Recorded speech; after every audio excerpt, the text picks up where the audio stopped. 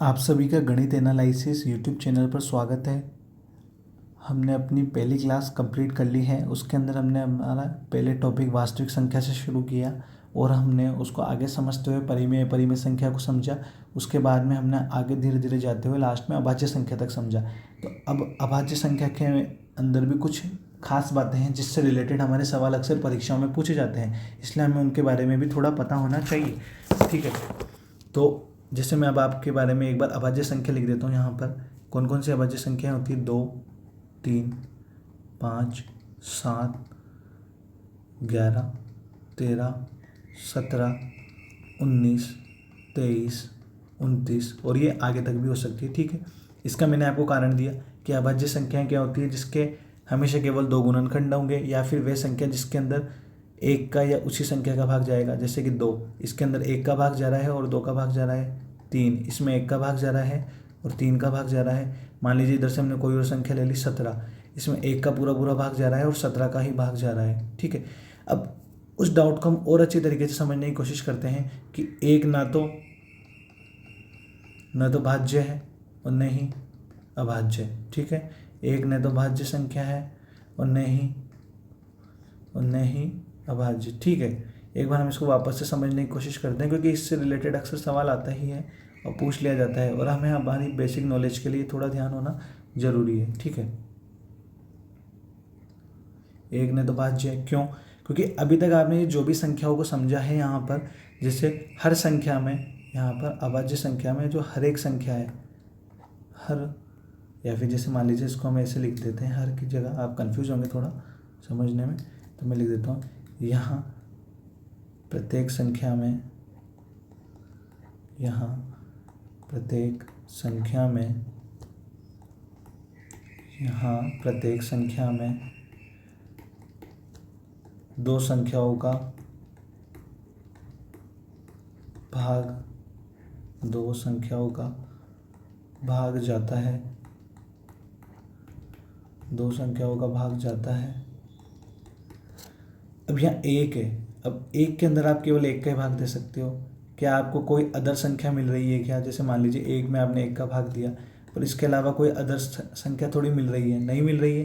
ठीक है, इसी वजह से 1 न तो भाज्य की श्रेणी में आता है और न ही अभाज्य संख्या की श्रेणी में आता है।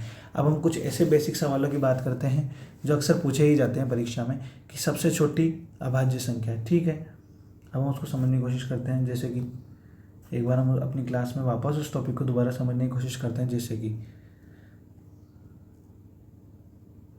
जैसे मैं लिख देता हूँ सबसे छोटी अभाज्य संख्या, तो आप सभी को पता है सबसे छोटी अभाज्य संख्या क्या होती है हमारी? 2। सबसे छोटी अभाज्य संख्या 2। ठीक है, सबसे छोटी अभाज्य संख्या क्या होगी? 2। अगर आपसे पूछा जाए सबसे छोटी, ठीक है, वापस से मैं इस शब्द को रिपीट कर रहा हूँ इसलिए मैंने ऐसा निशान लगा दिया, सबसे छोटी समअभाज्य संख्या, तो वो भी क्या होगी आपकी? 2। ठीक है, सबसे छोटी समअभाज्य संख्या भी क्या होगी? 2, क्योंकि मैं आपको पहले ही बता चुका हूँ सम संख्याएं वे होती है जिनमें 2 का पूरा पूरा भाग जाता है। ठीक है, सम संख्याएं कहलाती है। अब मान लीजिए इसी सवाल को मैं थोड़ा सा और चेंज करता हूँ। ठीक है, सबसे छोटी सम की जगह अब मैं लिख रहा हूँ यहाँ पर विषम अभाज्य संख्या, बताइए वो क्या होगी? 3 होगी। ठीक है, अभाज्य संख्या क्या होगी? 3 होगी। अब मुझे लगता है कि आपको ये टॉपिक थोड़ा अच्छी तरीके से समझ में आ गया होगा। अब हम हमारे नेक्स्ट टॉपिक पे बढ़ते हैं जिसका नाम है भाज्य संख्या। एक बार हम समझते हैं भाज्य संख्या क्या होती है, एक बार इसकी परिभाषा को ढंग से समझने की कोशिश करते हैं। वे संख्या जिसमें एक और स्वयं के अलावा अन्य संख्याओं का भी भाग जाता है भाज्य संख्या कहलाती है। क्या कहलाती है? भाज्य संख्या कहलाती है। यहाँ पे क्या है कि थोड़ा लिखने में मिस्टेक हो गई, इसकी जगह पे आप भाज्य संख्या समझ लेना। ठीक है, क्या है? वह संख्या जिसमें एक और स्वयं के अलावा अन्य संख्याओं का भी भाग जाता है भाज्य संख्या कहलाती है। देखो इसने 3 बातें कही हैं, इन पे हमें थोड़ा ढंग से ध्यान देना होगा। एक, स्वयं और अन्य संख्या। ठीक है, इसकी एक और परिभाषा उसको और समझते हैं कि वे संख्या जिनके गुणनखंड 1 और स्वयं के अलावा अन्य संख्याएं भी होती है क्या कहलाती है? भाज्य संख्या। तो कुछ उदाहरण लेते हैं जिससे हम समझने की कोशिश करते हैं। अब आप लोगों को ये तो पता चल गया होगा कि अभाज्य संख्याएं कौन कौन सी होती है, तो मैं कुछ उदाहरण डायरेक्टली लिख देता हूँ, ठीक है। 1, 2, 3, 4, 5, 6, 7, 8, 9, 10, 11 और ये आगे तक हो सकते हैं, ठीक है। आप लोगों को समझ में आ गया, एक ना तो भाज्य है और न ही अभाज्य है, इसलिए एक तो हमारी लिस्ट से बाहर हो गया। 2, 3, 5, 7, 11 और आगे की कुछ संख्याएं, ये सभी किस में आती है, अभाज्य संख्याओं में आती है, ठीक है। ये बात भी आपको ध्यान हो गई, इसको मैंने डीपली आपको समझा दिया है। ये सभी किस में आती है, अभाज्य संख्या में आती है।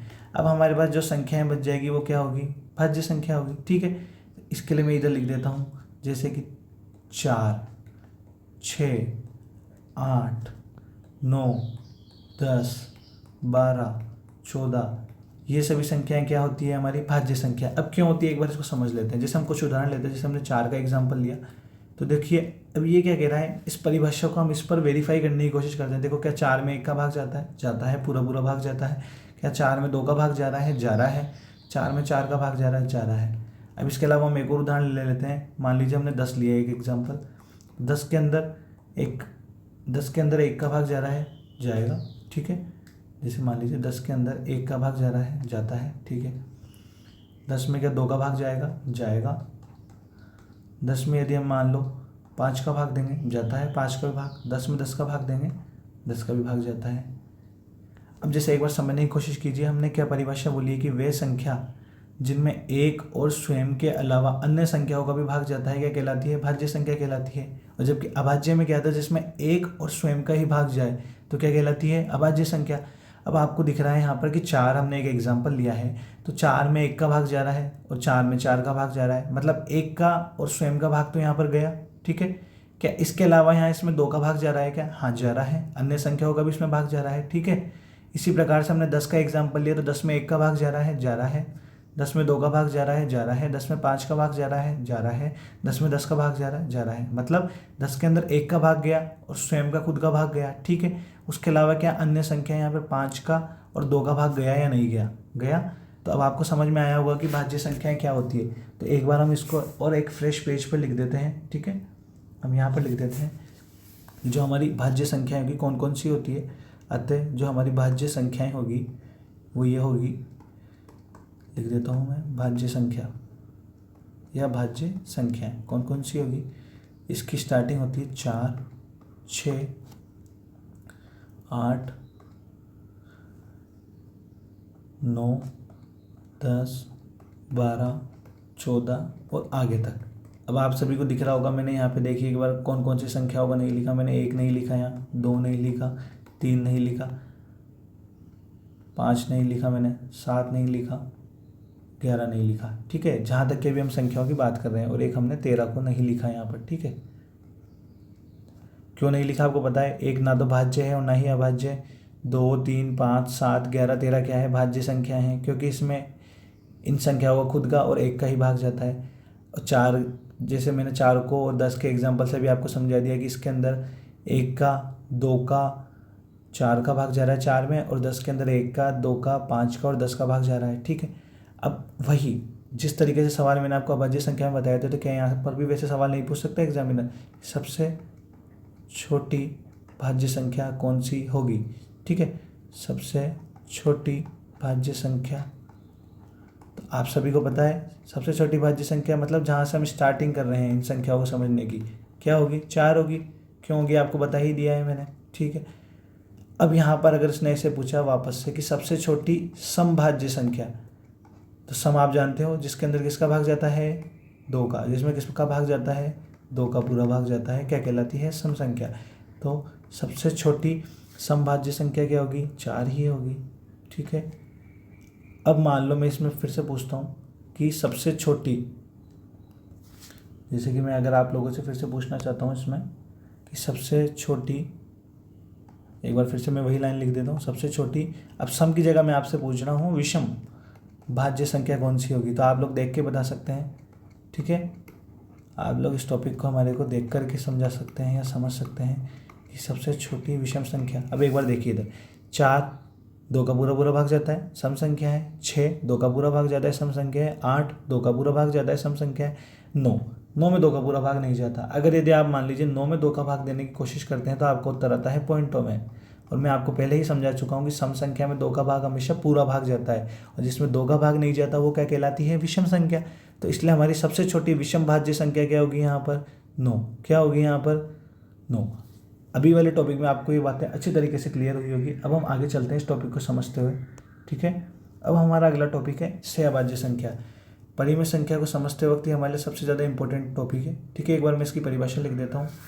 मैंने इसकी परिभाषा को यहाँ पर टाइप नहीं किया है, एक बार आप समझ लीजिए। इसकी परिभाषा ये होती है कि दो ऐसी संख्याएं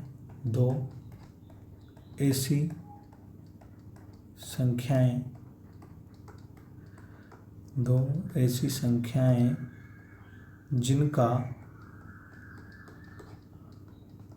उभयनिष्ठ गुणनखंड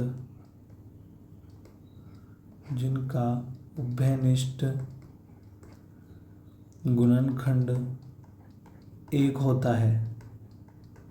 उभयनिष्ठ गुणनखंड एक होता है क्या कहलाती है, सहअभाज्य संख्या कहलाती है, ठीक है। सहअभाज्य संख्या कहलाती है। अब इस टॉपिक को भी हम थोड़े ठीक तरीके से क्लियर करते हुए चलेंगे। अभी मैंने इसकी परिभाषा लिखाई है, आपके लिए यहाँ पे कुछ 2 शब्द नए हो सकते हैं, वैसे कि ये 6ठी क्लास के अंदर आ जाता है, पर मैं एक बार इसको फिर से आप लोगों को समझाने की कोशिश करूँगा। इसके एक बार मैं कुछ डायरेक्टली एग्जांपल लिख देता हूँ, फिर इस चीज़ को और ढंग से डीपली हम समझने की कोशिश करेंगे। जैसे कि मान लीजिए मैंने लिखा कि जिनका उभयनिष्ठ गुणनखंड एक होता है, जैसे 2 3। पहला एग्जाम्पल हमारा ये है।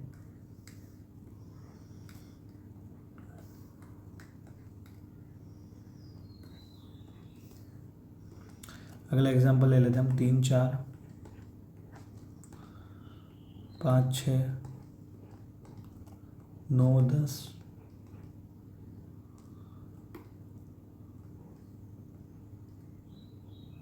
इस चीज़ को हम और डीपली समझने की कोशिश करेंगे। उसके पहले हमें समझना जरूरी है कि गुणनखंड क्या होता है, ठीक है।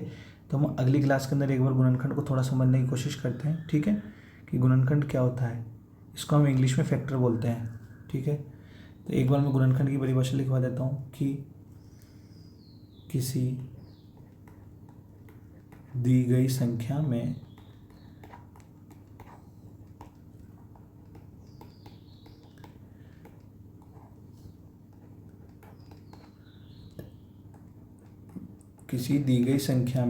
यदि किसी संख्या का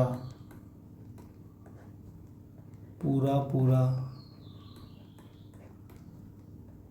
भाग जाता है तो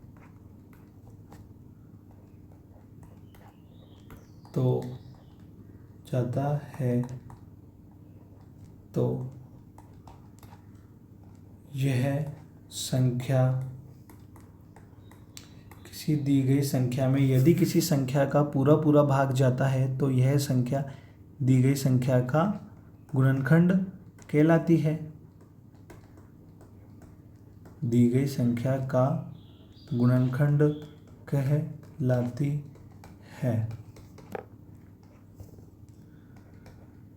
अब हम इस टॉपिक को और अच्छे तरीके से समझने की कोशिश करते हैं। गुणनखंड कहलाती है। हम हमारी स्लाइड को थोड़ा आगे करते हैं और इसमें इस चीज़ को एक बार दोबारा से समझने की कोशिश करते हैं। क्या मतलब है, आप लोगों को समझ में आ गया है कि एक बार इस परिभाषा को रिकॉल कर लेते हैं कि किसी दी गई संख्या में यदि किसी संख्या का पूरा पूरा भाग जाता है तो यह संख्या दी गई संख्या का गुणनखंड कहलाती है। कुछ एग्जाम्पल लेते हैं, इसको समझने की कोशिश करते हैं। जैसे मान लीजिए मैंने एक एग्जाम्पल लिया, ले लिया यहाँ पे आपको समझाने के लिए 15। अब आप लोग मुझे बता सकते हैं कि 15 में किस किस का पूरा भाग जाएगा। क्या देखो, 15 में 1 का भाग जाता है, ठीक है। 15 में 2 का जाएगा, नहीं जाएगा। 3 का, हाँ 3 का पूरा भाग जाता है। 15 में क्या 4 का पूरा भाग जाता है, नहीं। 15 में 5 का पूरा भाग जाता है, जाएगा। 15 में 6 का भाग जाएगा, नहीं। 7 का जाएगा, नहीं। 8 का जाएगा, नहीं। 9 का नहीं, 10 का नहीं, 11 का नहीं, और लास्ट में 15 में किसका भाग जाएगा, 15 का। अब आपको थोड़ा समझ में आने लगा होगा कि 15 में किस किस का पूरा भाग गया। एक ट्री के रूप में मैं आपको समझाता हूँ। 1 का भाग गया, 3 का भाग गया, 5 का भाग गया और 15 का खुद का भाग गया इसमें। ठीक है, तो ये जो हमारी नीचे वाली संख्या है ना, जो मैंने लिखा है 1, 3, 5, 15, तो आपको एक संख्या दी गई थी 15। इसमें अन्य संख्याएं जैसे 1 का भाग गया, 3 का भाग गया, 5 का भाग गया और 15 का भाग गया। तो ये जो अन्य संख्या है ना, ये क्या कहलाएगी बोलो? ये हमारी दी गई संख्या के क्या कहलाते हैं? गुणनखंड कहलाते हैं। दी गई संख्या के हमारे क्या कहलाते हैं? गुणनखंड। हमारा टॉपिक यहाँ पर कंप्लीट होता है। इस टॉपिक को हम आगे और ज़्यादा एनालिसिस करके समझने की कोशिश करेंगे। ठीक है, आप हमारे चैनल को लाइक कीजिए, सब्सक्राइब कीजिए और अपने दोस्तों के साथ शेयर कीजिए। ठीक है।